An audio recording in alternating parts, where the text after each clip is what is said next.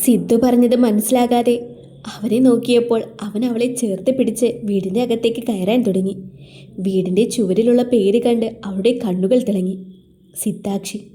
Sidhu plus Sakshi Siddhakshi. Welcome to our new world my sweet wifey. Sidhu പറഞ്ഞതും അവൾ അവനെ ഇറുകെ പുണർന്നു. ഒരു മിനിറ്റ്, ഞാൻ ഇപ്പോൾ വരാം. ഇതും പറഞ്ഞ് അകത്തേക്ക് പോയ സിദ്ധു തിരിച്ചു വന്നപ്പോൾ കയ്യിൽ നിലവിളക്കുമുണ്ടായിരുന്നു.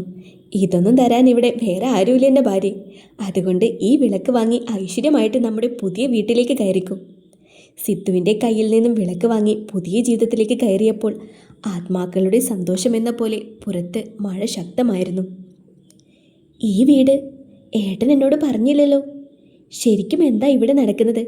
ഇന്നലെ മുതൽ എൻ്റെ കിളികളെല്ലാം പാറി പറന്ന് നടക്കുക. ഇനിയെങ്കിലും എല്ലാം ഒന്ന് പറ കണ്ണേട്ടാ.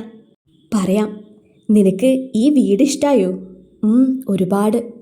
അപ്പോഴാണ് ചുവരിൽ തൂക്കിയ ഒരു ഫാമിലി ഫോട്ടോ സാക്ഷി ശ്രദ്ധിച്ചത്. അച്ഛൻ്റെയും അമ്മയുടെയും കൂടെ കുഞ്ഞ് സിദ്ധുവും വിച്ചുവും. അതിൻ്റെ അടുത്ത് തന്നെ മറ്റൊരു വലിയ ഫ്രെയിം. അതിൽ സാക്ഷിയെ ചുറ്റിപ്പിടിച്ച് വിച്ചുവും അവരെ രണ്ടുപേരെയും ചേർത്ത് പിടിച്ച് സിദ്ധുവും. അത് കണ്ടപ്പോൾ അറിയാതെ തന്നെ സാക്ഷി ആ ഫോട്ടോയുടെ അടുത്തേക്ക് നടന്നു. ഇങ്ങനെ നോക്കി നിൽക്കേണ്ട പെണ്ണെ, എൻ്റെ വിച്ചുവിന് ഇപ്പോൾ നീ അമ്മയും ഏട്ടത്തിയും ഒക്കെയാണ്. ഞങ്ങളുടെ എല്ലാ കാര്യങ്ങളും ഇന്ന് നിന്നോട് പറയാം ഞാൻ. ഇതും പറഞ്ഞ് സിദ്ധു നേരെ പോയത് അവരുടെ റൂമിലേക്കാണ്. ബാൽക്കണി തുറന്ന് അവിടെയുള്ള ബീൻ ബാഗിലിരുന്ന് സാക്ഷിയെ മടിയിലിരുത്തി അവൻ. സച്ചു, ദേഷ്യമുണ്ടോ നിനക്കെന്നോട്? ദേഷ്യം എന്തിന്? നിന്നോട് ഒന്നും പറയാത്തതിന്. ഇല്ല എന്ന് പറഞ്ഞാൽ കള്ളമാകും. പക്ഷേ ഇനി എനിക്കെല്ലാം അറിയണമേട്ടാ. ഞാനെല്ലാം പറയാം. ഇന്നത്തെ ദിവസം കൊണ്ട് എല്ലാം നീ അറിയണം. ഇത് കഴിഞ്ഞ് നീയും ഞാനും തമ്മിൽ സീക്രട്ട് ഒന്നും കാണില്ല. ഓക്കെ? പെർഫെക്റ്റ്. ഓക്കെ. മംഗലത്തെ വീട്. ഒരു കാലത്ത് ഞങ്ങളുടെ സ്വർഗമായിരുന്നു അവിടം. ഞാനും അച്ഛനും അമ്മയും. അച്ഛൻ വിശ്വനാഥ്, അമ്മ രേണുക. അച്ഛൻ സ്വന്തമായി തുടങ്ങിയതാണ് മംഗലത്ത് ഗ്രൂപ്പ്. എനിക്ക് 4 വയസ്സുള്ളപ്പോഴാണ് വിച്ചു ജനിച്ചത്. പിന്നെ എൻ്റെ ലോകം തന്നെ അവനായിരുന്നു. സ്കൂളിൽ നിന്നും വന്നാൽ പിന്നെ മുഴുവൻ സമയവും അവൻ്റെ കൂടെ തന്നെ. ഞാൻ അടുത്തുള്ളപ്പോൾ അമ്മയെപ്പോലും അടുപ്പിക്കാറില്ലായിരുന്നു. ആ സമയമൊക്കെ പ്രസാദ് കൊച്ചച്ചൻ ഗൾഫിലായിരുന്നു. പിന്നീടാണ് നാട്ടിൽ വന്ന് സ്വന്തമായി ബിസിനസ് തുടങ്ങിയത്. അച്ഛൻ്റെ സഹായത്തോടെ തന്നെ കൊച്ചച്ചനും നല്ല നിലയിലായി. ഞങ്ങളുടെ വീടിൻ്റെ അടുത്ത് തന്നെ വീടും വെച്ചു. ആദ്യമൊക്കെ കുഞ്ഞമ്മയ്ക്ക് നല്ല സ്നേഹമായിരുന്നു. എന്തിനും അമ്മ വേണമായിരുന്നു കുഞ്ഞമ്മയ്ക്ക്. എല്ലാം മാറിയത് വളരെ പെട്ടെന്നായിരുന്നു. എനിക്ക് 11 വയസ്സുള്ളപ്പോൾ ഞാൻ 6ാം ക്ലാസ്സിലാണ്. വിച്ചുമോൻ 2ലും. അച്ഛനും അമ്മയും ഗുരുവായൂർ പോയതാ. സ്കൂളിൽ ക്ലാസ് കളയണ്ട, അവർക്ക് അവിടെ ഒരു കൂട്ടുകാരനെ കാണാനുണ്ട്. അടുത്ത തവണ എല്ലാവരും കൂടി പോകാമെന്ന് പറഞ്ഞു പോയതാണ്. തിരിച്ചു വന്നത് 2 പേരുടെയും ജീവനില്ലാത്ത. ഓരോ തവണ പറയുമ്പോഴും അവൻ്റെ ശബ്ദം ഇടറുന്നുണ്ടായിരുന്നു. അത് മനസ്സിലാക്കി എന്ന പോലെ സാക്ഷി അവനെ ചേർത്ത് പിടിച്ചു. പറ്റില്ല എങ്കിൽ പറയണ്ട കണ്ണേട്ടാ, എനിക്കൊന്നും അറിയണ്ട. ഇല്ല സച്ചു, ഇനിയും പറ്റില്ല എനിക്ക്. ഇതും പറഞ്ഞ് ഒന്നുകൂടി അവളുടെ മാറിലേക്ക് മുഖം പൂഴ്ത്തി അവൻ.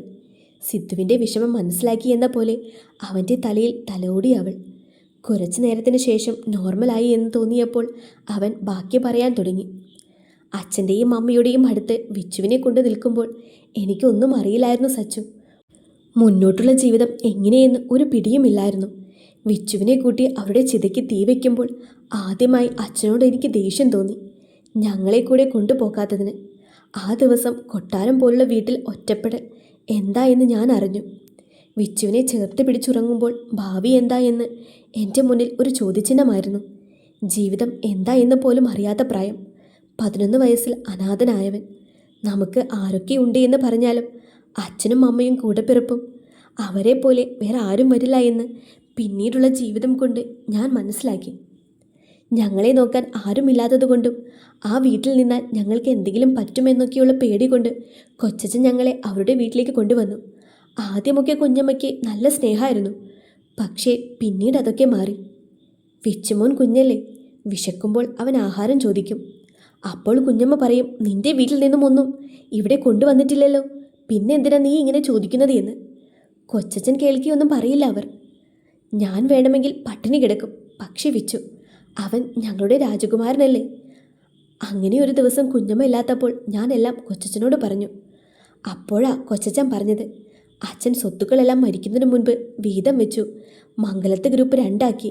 ഒരെണ്ണം എനിക്കും ഒരെണ്ണം വിച്ചുവിനും. പ്രായപൂർത്തിയാകുന്നത് വരെ അത് നോക്കേണ്ടത് കൊച്ചച്ഛൻ. എനിക്ക് പ്രായപൂർത്തിയായി കഴിഞ്ഞാൽ കമ്പനി കാര്യങ്ങൾ തീരുമാനമെടുക്കാം. പക്ഷേ പൂർണ്ണമായും അധികാരം കയ്യിൽ വരണമെങ്കിൽ കല്യാണം കഴിയണം. അതുവരെ ഒന്നും വിൽക്കാൻ പറ്റില്ല. ഞങ്ങൾക്ക് എന്തെങ്കിലും പറ്റിയാൽ എല്ലാം ഒരു ട്രസ്റ്റിന് പോകും. എല്ലാ മാസവും ഒരു തുക എൻ്റെയും വിച്ചുവിൻ്റെയും പേരിൽ ബാങ്കിൽ വരും. അത് കമ്പനിയുടെ ലാഭത്തിൽ 1%. അത് ഞങ്ങളുടെ സ്കൂൾ കാര്യങ്ങൾക്കും മറ്റും ചെലവാക്കും. കുഞ്ഞമ്മ ദേഷ്യപ്പെടാൻ കാരണം ഇതാണ്. അവർക്കൊന്നും കിട്ടില്ല എന്നറിഞ്ഞപ്പോൾ പിന്നെ എന്തിനാ ഇങ്ങനെ 2 പിള്ളേരെ നോക്കുന്നത് എന്ന നിലപാടായി അവർക്ക്. എങ്കിലും കൊച്ചച്ഛൻ പറഞ്ഞ ബാങ്കിൻ്റെ കാര്യം എനിക്കൊരു സമാധാനമായിരുന്നു. എല്ലാ കാര്യങ്ങളും തുറന്നു പറഞ്ഞപ്പോൾ മാസത്തിൽ അതിൽ നിന്നും ഒരു പൈസ കൊച്ചച്ഛൻ കയ്യിൽ കൊണ്ട് തരാൻ തുടങ്ങി. വിച്ചുവിന് ഇഷ്ടമുള്ളതെല്ലാം ഞാൻ സ്കൂളിൽ പോയി വരുന്ന വഴി വാങ്ങിക്കൊണ്ടുവരും. എന്നിട്ട് റൂമിൽ വയ്ക്കും. രാത്രി ആരും കാണാതെ കുഞ്ഞിന് കൊടുക്കും. ശരിക്കും ആ പൈസ കൊച്ചച്ഛൻ്റെ ആയിരുന്നു എന്ന് പിന്നെ വളർന്നപ്പോഴാണ് ഞാൻ അറിഞ്ഞത്. വിച്ചുവിനെ എല്ലാവരുടെയും മുന്നിൽ വെച്ച് കൊടുക്കുന്നത് കണ്ടാൽ കുഞ്ഞമ്മ എന്തെങ്കിലും പറഞ്ഞാലോ എന്ന പേടിയായിരുന്നു എനിക്ക്. ഞങ്ങളെ അവിടെ താമസിപ്പിക്കുന്നതിന് പകരമായി എന്നെക്കൊണ്ട് അവിടെ കുറേ ജോലി ചെയ്യിപ്പിച്ചിട്ടുണ്ട്. കൊച്ചച്ഛൻ ഓഫീസിൽ പോകുന്ന സമയത്ത് ചെയ്തില്ല എങ്കിൽ വിച്ചുവിനെ ഉപദ്രവിക്കും. എന്തും ഞാൻ സഹിക്കും. പക്ഷേ എൻ്റെ കുഞ്ഞിനെ ഞാനൊന്ന് നുള്ളി നോവിച്ചിട്ടില്ല.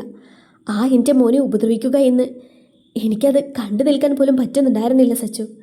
അവർ പറയുന്ന ജോലിയെല്ലാം ചെയ്യും ഞാൻ. അങ്ങനെ 12ാം ക്ലാസ് വരെ അവിടെ നിന്നു. പിന്നീടാണ് കൊച്ചച്ഛൻ പറഞ്ഞത് എനിക്ക് 18 വയസ്സായാൽ കമ്പനി കാര്യങ്ങളെല്ലാം നോക്കാമെന്ന്. ആദ്യം ചെയ്തത് എൻ്റെ പേരിൽ ബാങ്കിൽ കിടന്ന പൈസയിൽ നിന്നും കുറച്ചെടുത്ത് ഒരു ചെറിയ വീട് വാങ്ങി അവിടേക്ക് താമസം മാറി. എല്ലാം അറിയാവുന്നത് കൊണ്ട് തന്നെ കൊച്ചച്ഛൻ എതിർപ്പൊന്നും പറഞ്ഞില്ല. ശല്യങ്ങൾ പോയല്ലോ എന്ന സന്തോഷം കുഞ്ഞമ്മയ്ക്കും. ആദ്യമൊക്കെ ആഹാരം ഉണ്ടാക്കാനൊന്നും അറിയില്ലായിരുന്നു. പിന്നീടെല്ലാം യൂട്യൂബ് നോക്കി പഠിച്ചു. കൂടെ വിച്ചുവും. അവനെ വിട്ട് പഠിക്കാൻ പോകാൻ പറ്റാത്തത് കൊണ്ടാണ് സ്വന്തം കോളേജിൽ തന്നെ അഡ്മിഷൻ കിട്ടിയത്. കോളേജിൽ നിന്നും കിട്ടിയ കൂട്ടാണ് അർജുവും അച്ചുവും. അർജുൻ, അക്ഷയ്. എന്നെക്കുറിച്ച് എല്ലാം അറിയാവുന്ന ചുരുക്കം ചിലരിൽ 2 പേര്. സത്യം പറഞ്ഞാൽ എൻ്റെ വാല് അർജുനാണ്. ഏതു നേരവും കൂടെ കാണും. സിവിൽ സർവീസാണ് അച്ചുവിൻ്റെ ലക്ഷ്യം. അതാണ് നീ അവനെ ഞങ്ങളുടെ കൂടെ അങ്ങനെ കാണാത്തത്. കോളേജിൽ പോകാൻ വേണ്ടി ബുള്ളറ്റ് വാങ്ങി. വിച്ചുവിനെ സ്കൂളിൽ വിടുന്ന വഴി ഞാൻ കോളേജിൽ പോകും. തിരിച്ചു വരുന്ന വഴി അവനെ വിളിക്കും. പിന്നെ ഞാൻ കമ്പനിയിൽ പോകാൻ തുടങ്ങി. കമ്പനിയിൽ പോകുന്ന ദിവസം വിച്ചുവിനെ അർജുൻ്റെ വീട്ടിൽ കൊണ്ടുവിടും. രാത്രി വിളിച്ചു കൊണ്ടുവരും. പക്ഷേ ഞങ്ങൾ ആ വീട്ടിൽ ഒരുപാട് ഹാപ്പിയായിരുന്നു സച്ചു. എനിക്കും വിച്ചുവിനും, വിച്ചുവിനും ഞാനും. പിന്നെ ഈ വീട്, ഇത് എൻ്റെ സ്വപ്നമായിരുന്നു. നിന്നെ കണ്ട ദിവസം തുടങ്ങിയതാണ് ഇതിൻ്റെ പ്ലാന്. പിന്നെ നിനക്ക് ആയുസാറിനെയാണ് ഇഷ്ടമെന്ന് അറിഞ്ഞപ്പോഴും വീടിൻ്റെ പണി ഉപേക്ഷിക്കാൻ തോന്നിയില്ല. പക്ഷേ ദൈവം എന്ന് പറയുന്ന ഒരാളുണ്ട്. അതല്ലേ എനിക്ക് നിന്നെ തന്നെ തന്നത്. നമ്മുടെ കല്യാണം കഴിഞ്ഞ സമയത്ത് തന്നെ വീടിൻ്റെ പണി ഏകദേശം തീർന്നിരുന്നു. പക്ഷേ നീ എൻ്റെ ആയ ശേഷം മാത്രം നിന്നെക്കൊണ്ട് ഈ വീട്ടിൽ വരൂ എന്നത് എൻ്റെ വലിയ ആഗ്രഹമായിരുന്നു പെണ്ണെ. ഇനി ഇതാണ് നമ്മുടെ ലോകം. ഞാൻ മംഗലത്തെ ഗ്രൂപ്പിൻ്റെ MD ഒഫീഷ്യലായി ആകുന്ന ദിവസം നമുക്ക് പോകാം അവിടേക്ക്, മംഗലത്തെ വീട്ടിലേക്ക്. പക്ഷേ എനിക്കവിടെ താമസിക്കാൻ. ബാക്കി പറയുന്നതിന് മുൻപ് സാക്ഷി അവൻ്റെ വാ പൊത്തി. അറിയാം എനിക്ക്. അവിടെ താമസിക്കണമെന്ന് ഞാൻ പറയില്ലേട്ടാ. കണ്ണേട്ടൻ എവിടെയുണ്ടോ അവിടെ തന്നെ കാണും ഞാനും. കണ്ണേട്ടനും വഹിച്ചുവും. അതാണ് എൻ്റെ ലോകം. ചെറിയ വീടായാലും വലിയ വീടായാലും ആദ്യം വേണ്ടത് സമാധാനമാണ്. അതില്ല എങ്കിൽ ബാക്കി കാര്യങ്ങൾക്ക് ഒന്നും പ്രസക്തിയില്ല. ഇന്ന് ഞാൻ ഒരുപാട് ഹാപ്പിയാണ്. അതിൻ്റെ എല്ലാം കാരണം ഏട്ടനാണ്. ഒരുപാട് കരഞ്ഞതല്ലേ, ഇനി വേണ്ട. ഏട്ടൻ അച്ഛനും അമ്മയും ഒക്കെയായി ഞാനുണ്ട്. അമ്മയെപ്പോലെ വരില്ല, പക്ഷേ ശ്രമിക്കാം വൈച്ചുവിന് നല്ലൊരു അമ്മയാകാൻ. നിങ്ങളുടെ കണ്ണ് നിറയുന്നത് മാത്രം എനിക്ക് സഹിക്കാൻ പറ്റില്ല ഏട്ടാ. ഇനി ഇങ്ങനെ കരയില്ലേ. ഇതും പറഞ്ഞ് സിദ്ധുവിനെ നെഞ്ചിലേക്ക് ചേർക്കുമ്പോൾ 2 പേരും കരഞ്ഞിരുന്നു.